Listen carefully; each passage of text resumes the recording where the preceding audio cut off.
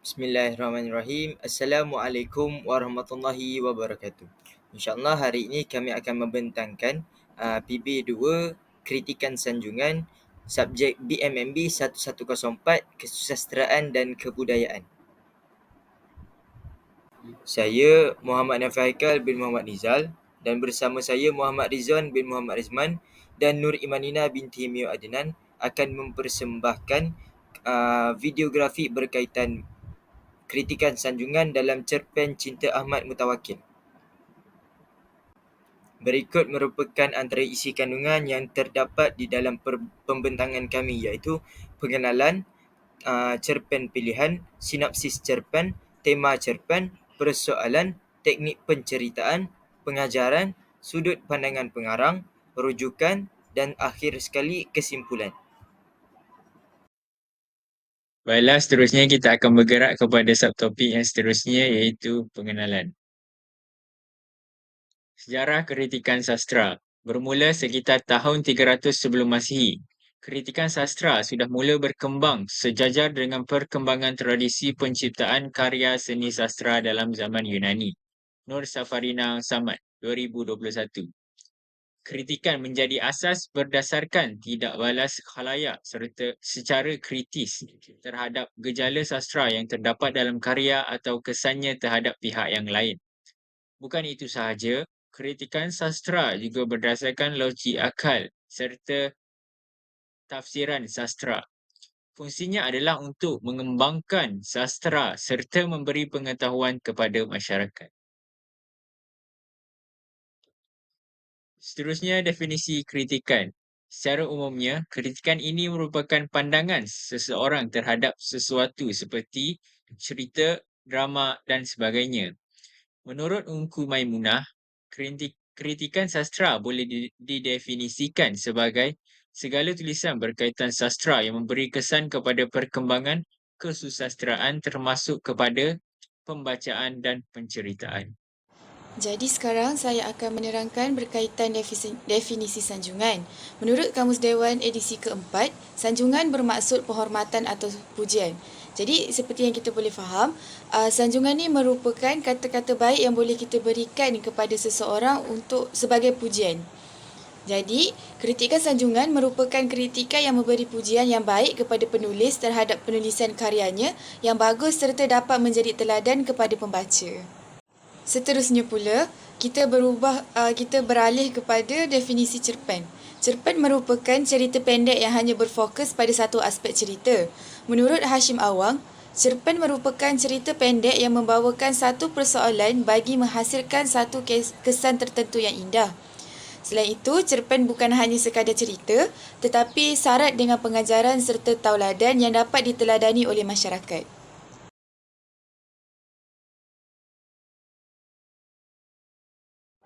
Jadi, cerpen pilihan kami ialah cerpen Cinta Ahmad Mutawakil, hasil karya daripada Nur Azhar Abdul Aziz. Baiklah, seterusnya kita akan bergerak kepada subtopik yang seterusnya, iaitu sinopsis. Kisah ini bermula apabila Ahmad Mutawakil cedera parah ditembak dan telah memeranjatkan penduduk kampung. Ahmad Mutawakil dilihat sebagai seorang pemuda yang berjiwa pemimpin kerana berjaya mempengaruhi penduduk kampung melalui pidato.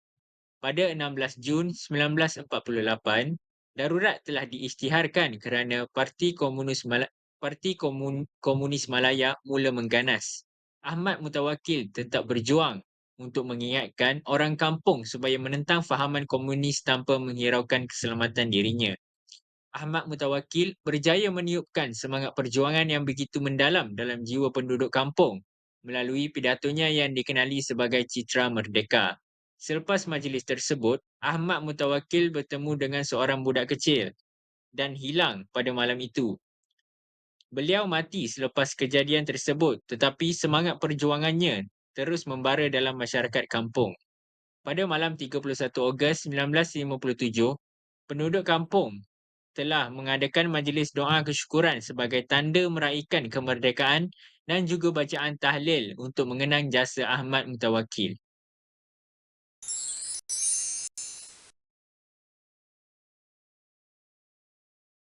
Imam Ngah Deraman berdoa selepas solat maghrib. Para makmum mengaminkan setiap baris kalimah yang diucapkannya.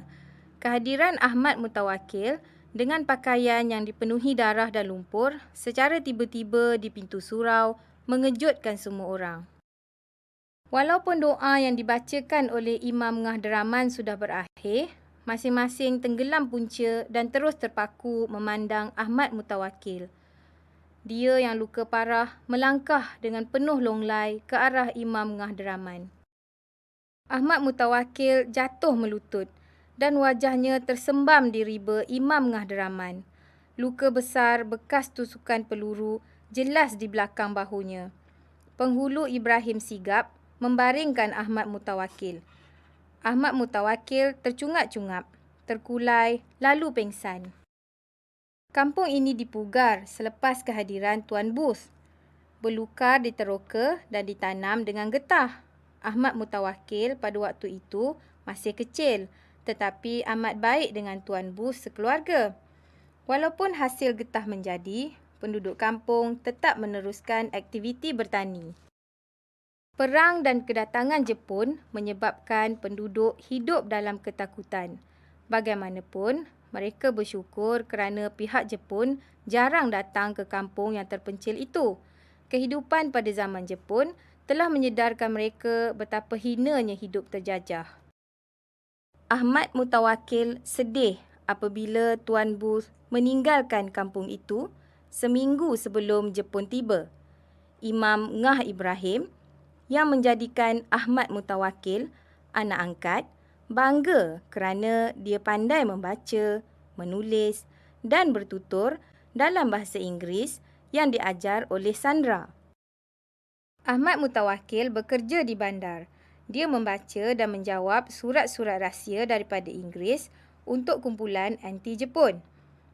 Walaupun muda, setiap kata dan tindak tanduk Ahmad Mutawakkil amat berpengaruh.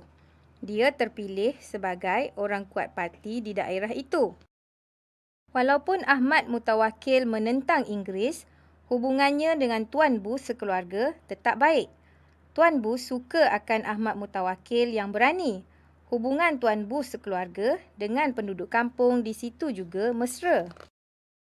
Tuan Bus sering mengundang penduduk kampung ke banglonya untuk makan-makan atau meraihkan sesuatu. Sejak Ahmad Mutawakkil sibuk dengan kerja-kerja perjuangan parti, dia jarang ke sana. Keadaan ini seolah-olah menimbulkan kekecewaan di hati Sandra. Hubungan Ahmad Mutawakkil dengan Sandra menjadi tanda tanya. Misteri cinta mereka tidak terjawab walaupun Sandra sering mengikuti ceramah Ahmad Mutawakkil di surau setiap kali Ahmad Mutawakkil pulang ke kampung untuk berceramah. Selain menjadi pemimpin nombor 2 parti di peringkat daerah, Ahmad Mutawakkil juga tekun menulis artikel dalam surat khabar.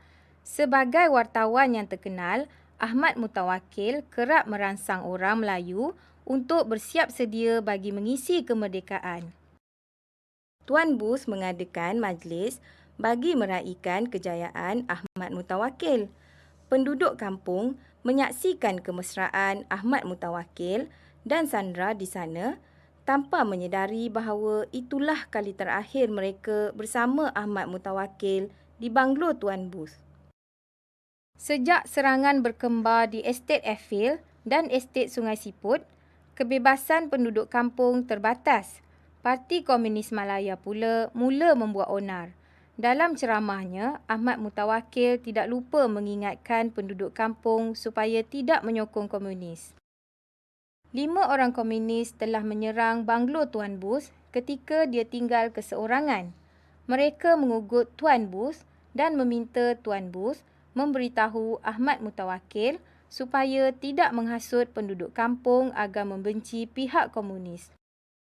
Ahmad Mutawakkil tetap meneruskan usahanya untuk membebaskan tanah Melayu. Dia terus membangkitkan semangat orang Melayu supaya berjuang sehingga Inggeris berundur. Dia amat berharap persekutuan tanah Melayu menjadi kenyataan. Selepas ceramah tamat, Ahmad Mutawakkil berbual-bual sambil minum kopi dengan golongan lelaki yang hadir pada malam itu. Seorang budak lelaki datang kepada Ahmad Mutawakkil dan berbisik kepadanya. Ahmad Mutawakkil tersenyum dan meminta diri sebelum berlalu pergi. Berita kehilangan Ahmad Mutawakkil tersebar. Sandra menangis teresak-esak. Misteri cinta Ahmad Mutawakkil dan Sandra pun terjawab. Namun begitu, semuanya tidak bererti apabila bayangan komunis muncul di fikiran semua penduduk kampung. Usaha mencari Ahmad Mutawakkil gagal.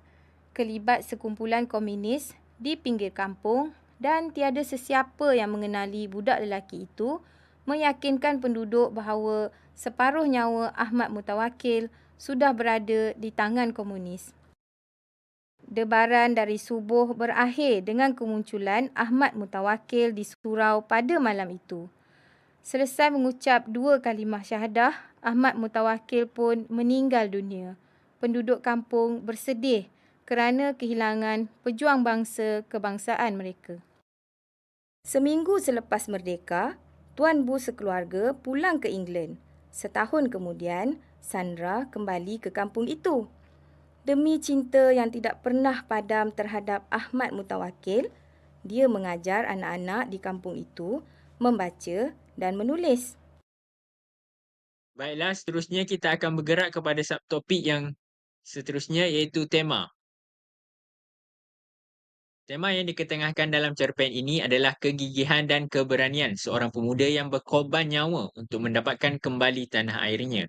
Ahmad Mutawakkil berjuang untuk memberi kesedaran dan semangat kepada masyarakatnya untuk menentang penjajah serta menuntut kemerdekaan. Petikan ayat telah diambil di dalam cerpen Ahmad Mutawakkil pada muka surat 53 yang berbunyi, "Bebaskan tanah Melayu." Itulah kata-kata penutup pidato Ahmad Mutawakkil pada malam itu. Kami juga diingatkan untuk terus berjuang mendesak Inggeris berundur. Sesuai dengan perjanjian pada 1 Februari 1948, Persekutuan Tanah Melayu mesti jadi kenyataan, katanya dengan penuh semangat. Berdasarkan petikan cerpen di atas, Ahmad Mutawakkil merupakan seorang yang mempunyai semangat patriotisme yang tinggi kerana beliau sanggup berjuang demi mempertahankan tanah air. Menurut Profesor Diraja Ungku Aziz, patriotisme tidak harus dipandang sepi oleh rakyat sehingga rasa kesetiaan kepada negara sekadar ungkapan dan tanggungjawab yang hanya terletak di atas bahu pemimpin lapisan pertama iaitu Perdana Menteri yang rapat dengan mereka. Baiklah, kita akan beralih kepada persoalan. Persoalan yang pertama iaitu persoalan yang terdapat dalam cerpen ini ialah persoalan ketabahan untuk meneruskan hidup walaupun dalam kesusahan. Penduduk kampung tabah dan sabar ketika menghadapi kesusahan hidup semasa penjajahan Jepun dan keganasan komunis. Kampung kami dipugar sejak 3 generasi lalu, sejarahnya hanya jaluran kebun dan sawah. Pertengahan tahun 30-an, datang satu keluarga orang putih mengupah beratus-ratus orang buruh termasuk kami sendiri untuk meneroka beluka. Tak lama kemudian, berjejerlah anak-anak getah. Petikan cerpen daripada cerpen Ahmad Mutawakkil tahun 2003 muka surat 44. Berdasarkan petikan cerpen di atas, penduduk kampung tersebut mempunyai jati diri yang tinggi kerana mereka sanggup menghadapi masalah kehidupan mereka walaupun mereka berada dalam kesusahan. Menurut Nurul Ain, nilai ketabahan dapat dipupuk dalam diri seseorang dengan cara yang semula jadi kerana situasi yang mereka lalui sebelum ini mendidik mereka untuk menjadi seorang yang tabah dan kuat.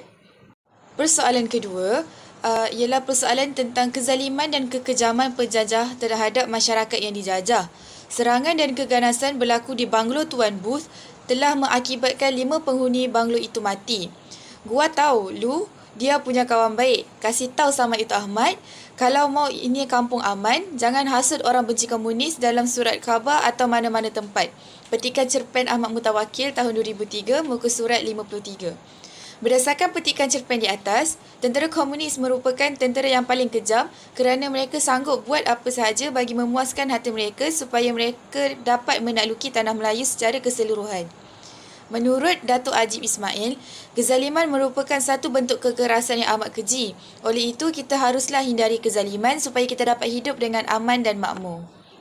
Persoalan yang terakhir, persoalan berkaitan masyarakat yang bersatu padu demi keselamatan bersama. Penduduk kampung bersama-sama mencari Ahmad yang hilang. 3 kumpulan pencari sekitar 10 orang setiap kumpulan termasuk Tuan Booth meredah berluka di seluruh pelosok kampung untuk mencari jejak Ahmad Mutawakil. Petikan cerpen Ahmad Mutawakil 2003, muka surat 56. Berdasarkan petikan cerpen di atas, penduduk kampung bersatu hati kerana mereka sanggup meredah berluka hanya untuk mencari jejak Ahmad Mutawakil yang hilang. Menurut Yang di-Pertuan Agong, kita perlulah bersatu padu supaya dapat merapatkan jurang antara rakyat supaya kita dapat hidup dengan lebih harmoni. Baiklah, seterusnya kita akan bergerak ke subtopik yang seterusnya iaitu teknik penceritaan. Pengarang cerpen Cinta Ahmad Mutawakil telah menggunakan teknik penceritaan imbas kembali. Pengarang menceritakan kisah penerokaan kampungnya sejak 3 generasi yang lalu.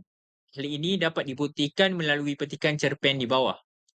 Sebaik-baik saja perang pecah pada tahun 1941 dan Jepun masuk, keadaan jadi berkecamuk. Suasana kehidupan kampung dipengap ketakutan. Namun kami bersyukur atas 2 perkara. Pertama, kampung kami terpencil, maka jarang-jaranglah dihendap oleh Jepun.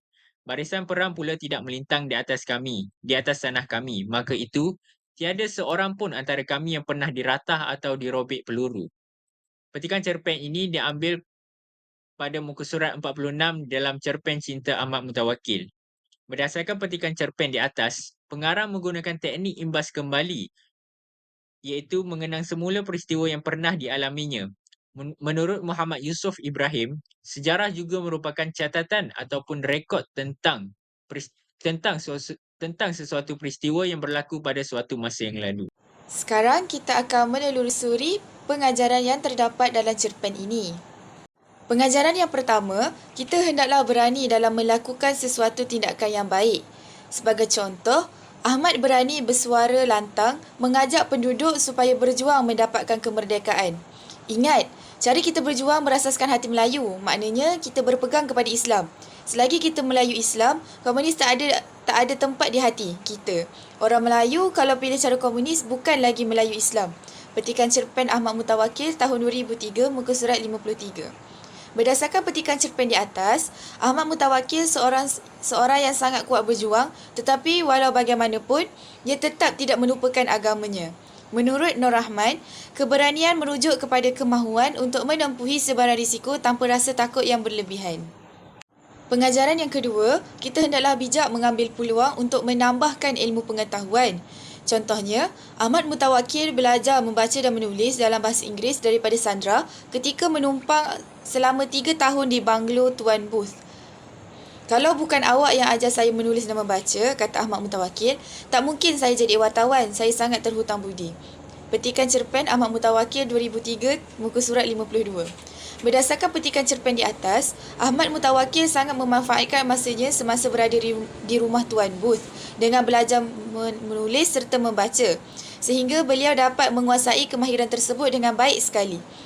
Menurut Datuk Dr. Nazri Khan, kita perlulah bijak mengambil peluang dalam apa jua keadaan supaya kita dapat memajukan diri kita dengan perkara yang membawa manfaat kepada diri kita serta keluarga dan negara. Pengajaran yang ketiga, kita hendaklah bertanggungjawab melaksanakan tugas kita dengan sebaik-baiknya. Contohnya, Ahmad Mutawakil bertanggungjawab semasa melaksanakan tugasnya sebagai seorang wartawan dalam menulis surat khabar kepada rakyat untuk kemerdekaan tanah air. Tidak cukup dengan tanggungjawabnya ke sana-sini untuk berceramah, Ahmad Mutawakil turut menulis dalam surat khabar. Dia juga terkenal sebagai wartawan. Tulisannya banyak merangsang orang Melayu untuk bersiap sedia mengisi kemerdekaan. Petikan cerpen Ahmad Mutawakil tahun 2003, muka surat 51. Berdasarkan petikan cerpen tersebut, Ahmad Mutawakil ini merupakan seorang yang komited dalam membuat kerja. Bukan itu sahaja, walaupun sibuk dengan tuntutan kerjanya, beliau tidak lupa tanggungjawab terhadap tanah air. Menurut Syamsiah Muhammad, kita perlulah menjadi seorang yang bertanggungjawab agar kita dapat menjalankan amanah Allah dengan sebaiknya. Seterusnya, kita masuk pula kepada sudut pandangan pengarang. Sudut pandangan pengarang merupakan satu perkara yang penting untuk membina karakter karakter yang dibawa oleh watak-watak di dalam sebuah penceritaan. Sudut pandangan merupakan salah satu cara yang digunakan oleh pengarang ataupun penulis cerita untuk menggambarkan sesuatu yang sedang didengar dilihat atau dirasakan oleh watak dalam sesebuah cerita. Iran 2014 menyatakan bahawa pilihan pencerita atau sudut pandangan akan mempengaruhi tujuan dan perasaan pengarang kepada khalayak. Sudut pandang ini boleh dibahagi kepada dua, iaitu sudut pandang orang pertama dan sudut pandang orang ketiga. Umumnya, sudut pandang orang pertama menggunakan kata ganti orang berupa aku atau saya, iaitu kata ganti nama diri pertama. Sudut pandang orang pertama ini selalunya mengisahkan peristiwa atau tindakan yang diketahui, didengar, dilihat, dirasakan dan dilakukan oleh watak aku terhadap watak-watak lain di dalam sesebuah penceritaan. Manakala sudut pandang orang ketiga pula, kebiasaannya merupakan salah satu cara penceritaan di mana penulis atau pencerita berada di luar cerita dan tidak terlibat dalam cerita tersebut. Sudut pandang orang ketiga biasanya kita temukan dalam penulisan cerita fiksi layaknya cerpen atau novel. Kemudian, kita masuk pula kepada sudut pandangan pengarang dalam cerpen Cinta Ahmad Mutawakil. Di dalam cerpen ini, sudut pandangan pengarang memperlihatkan cara seseorang pengarang mempersembahkan cerita kepada pembaca. Sudut pandangan dalam sesebuah cerita dapat menjelaskan bagaimana cara seseorang pengarang itu mengisahkan ceritanya. Di dalam cerpen Cinta Ahmad Mutawakil ini, penulis menggunakan sudut pandang pengarang yang ketiga, iaitu dia, mereka. Pengarang akan membuatkan pembaca menjadi pemerhati bersama bagi cerita yang dianjurkan. Oleh itu, pembaca dapat merasai sendiri sifat-sifat yang dibawa oleh watak-watak utama maupun watak-watak sampingan yang berada di dalam cerita ini. Buktinya dapat kita lihat di dalam petikan cerpen di bawah yang menunjukkan penggunaan kata dia sebagai kata ganti nama bagi watak Imam Ngah Draman. Malam itu selepas solat Isyak, Imam Ngah Draman bergegas meninggalkan surau dan esoknya kami mendapat tahu dia pergi mencari Ahmad Mutawakil. Di dalam petikan cerpen ini kita dapat lihat penulis menggantikan kata nama Imam Ngah Draman kepada dia yang pergi mencari Ahmad Mutawakil. Melalui penggunaan sudut pandang ini, pembaca dapat mengetahui segala perkara asas mengenai watak-watak yang diceritakan. Namun, kepekaan penulis haruslah dipuji dalam penulisan ini kerana memberi penekanan terhadap watak.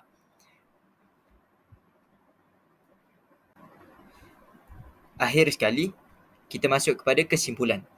Melalui analisis kritikan sanjungan, dalam cerpen Cinta Ahmad Mutawakil, pengkritik dapat menghuraikan pemikiran bernas pengarang di samping menampilkan elemen dalaman karya yang baik dan menarik. Hal ini dapat dilihat dalam karya Nur Azah Abdul Aziz, Cinta Ahmad Mutawakil, yang menunjukkan usaha penulis untuk menyebarkan rasa semangat patriotisme melalui penulisan bermakna. Secara sederhana, kritikan ini memperlihatkan bagaimana pemilihan sudut pandangan dapat menentukan keserba-tahuan atau keterbatasan pengarang dalam sesebuah cerita. Sudut pandangan ketiga digunakan untuk menggambarkan perspektif subjektif pengarang yang serba tahu tentang sikap dan perasaan watak. Sekian daripada kami. Terima kasih.